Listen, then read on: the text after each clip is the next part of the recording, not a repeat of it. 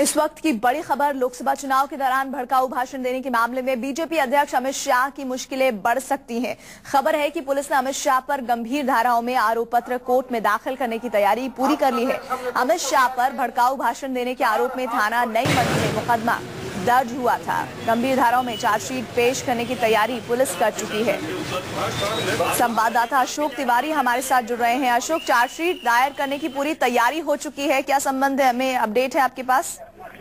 देखिए, मैं आपको बताऊं कि नई मंडी कोतवाली क्षेत्र जो मुजफ्फरनगर में है, वहां द्वारिकापुरी में एक बैंक्वेट हॉल में अमित शाह जब उत्तर प्रदेश के प्रभारी थे लोकसभा चुनाव के समय, तो उसमें उन्होंने एक चुनावी सभा को संबोधित किया था और उस समय जातिगत आधार पर वोट मांगने और भड़काऊ भाषण देने के मामले में इन पर आरोप लगा था और वहीं पर इनके खिलाफ मुकदमा दर्ज किया गया था। आज जो जानकारी अभी मिल रही है, उस लिहाज से जो मुजफ्फरनगर पुलिस है उसने जो विवेचना की है, उसके आधार पर कई गंभीर धाराओं में अमित शाह के ऊपर जो विवेचना के आधार पर जो चीजें सामने आई है, उसमें गंभीर धाराएं कई बढ़ाई गई हैं और वो चार्जशीट फिलहाल कोर्ट में दाखिल कर दी गई है। तो कुल मिलाकर ये कहा जा सकता है कि जो अमित शाह है उनकी मुश्किलें आने वाले दिनों में बढ़ सकती हैं, क्योंकि अमित शाह जो है वो उस समय यूपी के प्रभारी थे जब चुनाव हो रहे थे उत्तर प्रदेश में। तो अभी जो जानकारी मिल रही है उस लिहाज से आईपीसी की धारा 188, 125A, 153A और 505 आईपीसी, इसके अलावा 123 जो लोक प्रतिनिधित्व अधिनियम की धारा है उसके तहत अमित शाह के खिलाफ जो चार्जशीट है वो दाखिल की गई है। कोर्ट में फिलहाल ये चार्जशीट दाखिल हो सकती है और जो बताया जा रहा है जानकारी के मुताबिक इन धाराओं में बेल लेने की हो सकता है खुद अमित शाह को कोर्ट में समक्ष प्रस्तुत होना पड़े और उसके बाद उन्हें इस पूरे मामले में बेल मिल सके।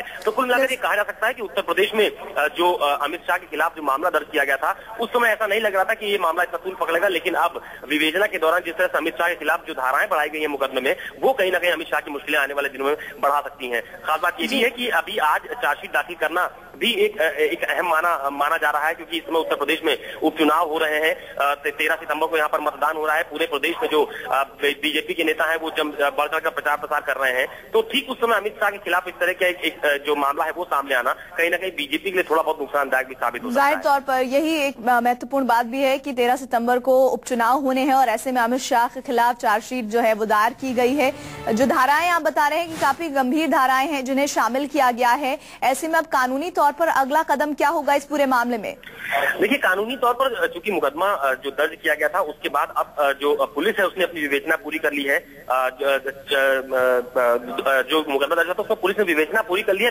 पुलिस ने चार्जशीट भी कोर्ट में दाखिल कर दी है, लेकिन अब इस पूरे मामले को लेकर जो वहां के पुलिस अधिकारी हैं उनका बयान भी आया है कि चूंकि मामला चुनाव के समय का है और उसमें जो विवेचक था उसने पूरी विवेचना की है और उसके आधार पर कुछ धाराएं अमित शाह के खिलाफ इस पूरे मामले में बढ़ाई दी गई हैं। तो कानूनी तौर पर अब पुलिस अपना काम करेगी, लेकिन बीजेपी की तरफ से भी इस पूरे मामले को लेकर उन्हें अपना कानूनी पक्ष देखना होगा।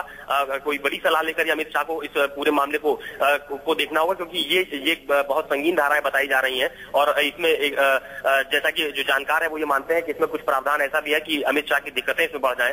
लिहाजा अब कानूनी पक्ष जानने के बाद ही बीजेपी इस पूरे मामले पर कुछ कहेगी। अभी थोड़ी देर पहले बीजेपी के कई वरिष्ठ नेताओं से मैंने बातचीत की थी इस मामले को लेकर, तो उनका यह कहना था कि अमित शाह के खिलाफ जो मामला उसमें दर्ज किया गया था वो जिस तरह से दर्ज किया गया था उसमें पूरा एक कानूनी पक्ष लिया जाएगा और उसके बाद इसका कोई बयान दिया जाएगा। जैसा आप भी बता रहे हैं और ये हालात भी बता रहे हैं कि अमित शाह की मुश्किलें बढ़ सकती हैं। महज उपचुनाव में 3 दिन का वक्त बाकी रहा है, ऐसे में बीजेपी की तरफ से इस पूरे मसले को कितनी गंभीरता से लिया जा रहा है, क्योंकि गंभीर धाराओं के तहत ये चार्जशीट पेश की गई है? देखिए, निश्चित तौर पर अमित शाह जब उत्तर प्रदेश में लोकसभा के चुनाव हो रहे थे तो उस समय अमित शाह उत्तर प्रदेश के प्रभारी भी थे। तो उस समय अमित शाह प्रभारी थे और इस समय बीजेपी के राष्ट्रीय अध्यक्ष हैं। तो एक राष्ट्रीय पार्टी के अध्यक्ष के ऊपर इस तरह के आरोप और उसके बाद चार्जशीट कोर्ट में जाना, ये कहीं ना कहीं बीजेपी के लिए जरूर एक परेशान कर देने वाली खबर है। और बीजेपी के कई सारे नेताओं से अभी जो टेलीफोन से मेरी बातचीत हुई उनका यही कहना है कि इसमें कानूनी पक्ष लिया जाएगा, कानूनविदों की राय ली जाएगी और उसके बाद इसमें कोई बयानबाजी की जाएगी। लेकिन चलिए, बहुत बहुत शुक्रिया हमारे साथ जुड़ने के लिए अशोक।